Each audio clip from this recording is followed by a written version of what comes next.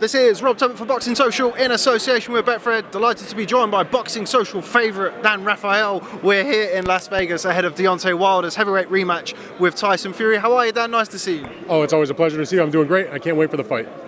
Me neither. I think the last time I was here was for Canelo Kovalev. I didn't actually get time to catch up with you then, so we're glad to have you back on the channel. Talk to me about the fight this weekend. Monster fight for the WBC heavyweight title.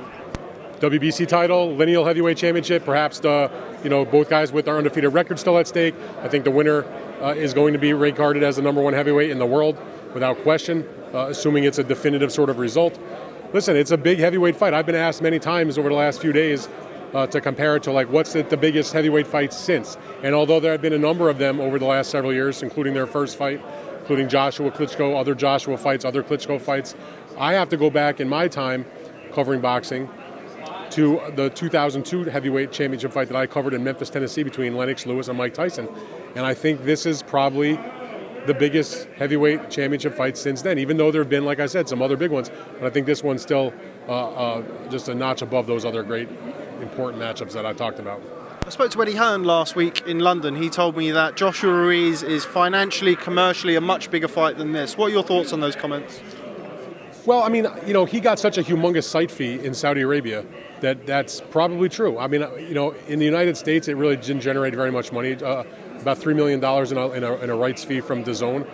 So obviously the British pay-per-view must have done extremely well, but the British pay-per-view prices are far less expensive than they are in the United States. So I don't think Eddie or anybody knows that that's the fact. And the reason I say that, I'm not saying that Eddie's not being truthful. He just doesn't know, I think, because nobody knows what the results are yet commercially from how the pay-per-view for this fight will be in the United States as well as in Great Britain. So the gate here at the MGM Grand is going to be, and this is from the commission, from the promoters, it's not 100%, but it's going to likely be a sellout, and it's going to be about a $16 million gate thereabouts, maybe a little more, maybe a little less. That's a huge number for a gate, for a fight in Vegas. Big gate. So $16 million on the gate. The estimates have been that, from what Frank Warren says, if you to believe him, he believes that the BT sport pay-per-view will do in excess of 1 million buys in the UK, which would probably mean about another $20 million in terms of what goes into the revenue stream. And in the United States, the combination of the promotion from ESPN and Fox, two huge channels who've been doing this fight wall to wall for the last several days, and it's going to continue all the way through the day of the fight to the night of the fight. They think that there's a real chance that this fight could do 2 million pay-per-view buys, and I don't think that's just promoter talk with great hopes. I think that's realistic. I mean, I'm not one to, overly predict what a pay-per-view would do, but while I don't necessarily think it does 2 million, I don't think it's outlandish to predict that. If it does that number of buys, when they, and then there's all the T-shirts and the programs and all the other stuff they're selling around about the fight, the sponsors, that they open up closed circuit locations here in Las Vegas as well as in the bars and restaurants around the country. I've seen ads for it being shown in Dave & Buster's restaurants and Buffalo Wild Wings restaurants and things like that. When it's all said and done, there's a pretty good chance that it actually will exceed the revenue of a Joshua versus Ruiz. But again, it's not a contest. It's about putting on the biggest fights in boxing. And Joshua Ruiz at that time was a huge fight given what had occurred in June in the upset. And this is even bigger.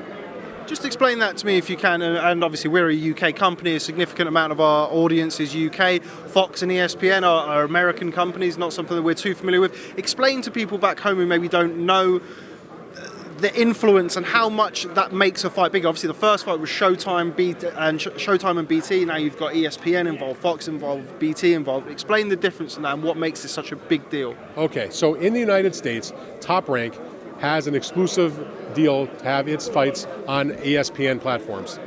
And ESPN in the United States is the biggest sports channel there is. It doesn't even matter if you're a sports fan. If you live in the United States, you've heard of ESPN. You know it. It's ubiquitous. It's everywhere. You can't avoid it. It's got brand recognition the way McDonald's does or Coca-Cola or whatever. It's just a known brand, and everybody sees it in all the restaurants and bars. And they basically. And I don't say this just because I work for ESPN. This goes way before I ever worked for ESPN. ESPN, in large part, drives the sports conversation among sports fans in the United States. And they show all kinds of live events. Boxing is only a small part of its portfolio. We at ESPN have rights to NFL, to Major League Baseball, to the NBA, to all the big college conferences for the most part, all the college football championships, American football. just gobs and gobs of live sports, and they set the agenda for sports fans with the talk shows and the news programs and all that. So when they get behind an event, they can blow it out of the water because you can't miss it. Now, Fox is a terrestrial station, sort of like the BBC or ITV. Everybody gets it. You don't need to have any special setup, no subscription. You just plug in your TV and you can watch it. And it's in probably about 100 million homes, thereabouts. ESPN is probably in the high 80s in terms of the number of people that can access it. But Fox also has a cable sports channel that competes directly with ESPN, FS1. It also has rights to a number of live sporting events that ESPN doesn't have the rights to, and they also share certain things. So, Major League Baseball is shown on ESPN as well as games that are shown on Fox. Fox shows the World Series. Fox this year showed the Super Bowl. Fox shows the Daytona 500. And so, for example, this boxing match was promoted during the Super Bowl. In the United States, the audience for the Super Bowl is every single year the single largest viewing audience of the calendar year of anything that's on television, period, bar none, by multiples of tens of millions. Probably about 110 million people view the Super Bowl. They showed 4 different commercial spots during the course of the Super Bowl, which is the one program that people actually purposely watch the commercials to promote this fight. They sell 30-second commercials in the Super Bowl for about $5.2 million this year. Fox gave up basically a minute of its inventory. That's about $10.5 million worth of advertising time just because they're so involved behind this fight commercially.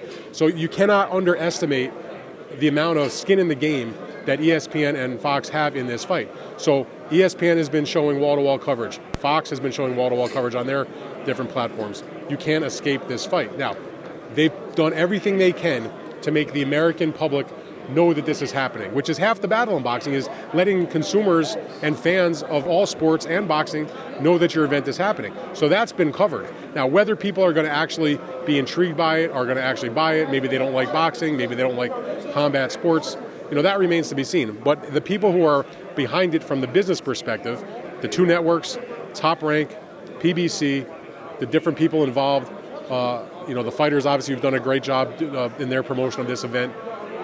There's every reason to believe this is going to do a monster number in pay-per-view, like we haven't seen since some of the biggest Mayweather fights in this country. With regards to boxing, we're forever hearing about different sides of the street, different networks slowing down promotion, slowing down fights being made. The fact that it is so rare that Fox, ESPN and the 2 sides of the street join together, is that indicative of just how big of a fight this is? I think that's a good point. I mean, this is a fight that Deontay Wilder wanted and needed. This is a fight that Tyson Fury wanted and needed. And when that is the case, usually nobody else is going to stand in the way. Now, in the history of pay-per-view boxing, there has only been 2 previous times where networks have come together in these types of joint deals. One was the 0-2 fight between Lewis and Tyson, which was Lennox Lewis was under exclusive contract to HBO, which is no longer involved in boxing. Mike Tyson was under exclusive contract to Showtime, which is still involved in boxing and has been involved with Wilder in the past. And they have a contract as PBC's other broadcast outlet in this country. The other one was Manny Pacquiao and Floyd Mayweather. Pacquiao was with Top Rank and with HBO. Floyd was with himself, Mayweather Promotions, and Showtime. And they're very complicated. Showtime and HBO were such fierce competitors within the small world of boxing that every single thing was complicated to get done, no matter what it was. ESPN and Fox compete, but not really directly, because they have the same kind of sports programs, but not exactly the same. And they're adults about it. They basically were like, look, we'll promote this, you'll promote that, and they have that worked. By the way I've watched it and talked to people involved, this promotion between the networks has gone seamlessly. And that spirit of working together, I think, has in some manner trickled down to the Top Rank and the PBC people. Now, on the front lines of those companies, when you're talking about like the publicists and the people that have to do the logistics of the arena and the ticketing, they're the worker bees. And so they're told by their bosses, get it done. And those people, who I know them for many years, they get along fine, and they've all done a great job. And they have made this fight what I think is a monster. Now, I will say this, when everybody worked together on the Mayweather-Pacquiao fight, Bob Arum said to a bunch of us yesterday when he spoke to some of the writers that in his 56 years or whatever as a boxing promoter, that it was the single worst experience of his life as a promoter. And I can say, as a boxing reporter, having covered boxing now for 20 years, it was, from a media perspective, from my perspective, the single worst event I've ever covered in terms of just the constant aggravation, not the the fight itself or the excitement for the fight, but just not to bore everybody with the minutia of what we go through. They don't care. They just want to see the fight. But it was a miserable experience. And if you ask other reporters that covered it, I bet you they'd say the same thing. This has been nothing but a pleasure. Totally opposite. And I'm happy about that. And maybe, just maybe, if this thing hits the way people think it will hit, it will make everybody say, oh, you know what? There are some other fights that we can do. Maybe not at the 2 million pay-per-view level, but where everybody can make money and give the fans what they want. Just where I was about to come on to next, does this bode well for the future? Obviously, the fight that people are going to be talking about is Errol Spence versus Terence Crawford, a PBC fighter and a top-ranked fighter. All being well, and the rest of the week goes as swimmingly as the start of the week, does that bode well for the future? Can we realistically expect the two sides of the street to meet again? I mean, I would hold out some hope. I mean, I don't want to be too optimistic and say like they're going to suddenly sing songs and hold hands together.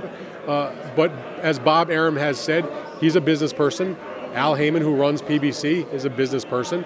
And if the right situation arises, the experience of this week, I'll put it like this, it can't hurt. Because everything has gone very well, I think it can just make them think, hey, that wasn't so bad. We worked out all the stuff with this or worked out the stuff with that. And in this particular, different than Mayweather-Pacquiao and even with Lewis-Tyson, those were not 50-50 fights in terms of the finances. Mayweather-Pacquiao was 60-40. Lewis-Tyson, I don't remember the split, but Lewis got much more of the money than Tyson did.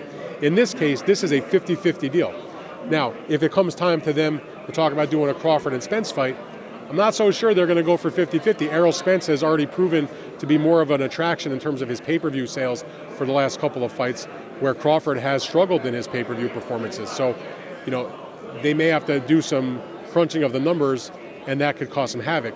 But again, because this is seemingly working out so well, if it's the commercial success that people suspect it will be, like I said, it can't hurt to at least grease the wheels to make it more plausible to see those fights. And by the way, Errol Spence and Terence Crawford is not the only fight that people want to see between a PBC fighter and a top-ranked fighter. You can talk about other fights, whether they involve a Lomachenko, other fights with Tyson Fury or Deontay Wilder, or other fights that involve Teofimo Lopez or other, Terence Crawford with other possible welterweights that PBC is involved with. There's a whole bunch of fights we could talk about. Absolutely. Well, we're going to move on to talking about the fight now, but I thought it was very important to do it because you're somebody who has a good knack of explaining the kind of the network politics, and I think it's important for particularly our audience at home to understand the mechanics to making an American super fight, as it were, particularly something so niche as two companies working together. So thank you very much for that, but now let's talk about the fight. Let's talk about the fight. Big surprises going into this fight with Ben Davison being replaced. Did it shock you? Listen, I always like to say nothing really shocks me. But I was a little surprised because, Tyson had done well with Ben. They were 4 wins, no losses, and the draw against Fury in their time together. They always spoke very highly of each other. I think Ben is a great guy.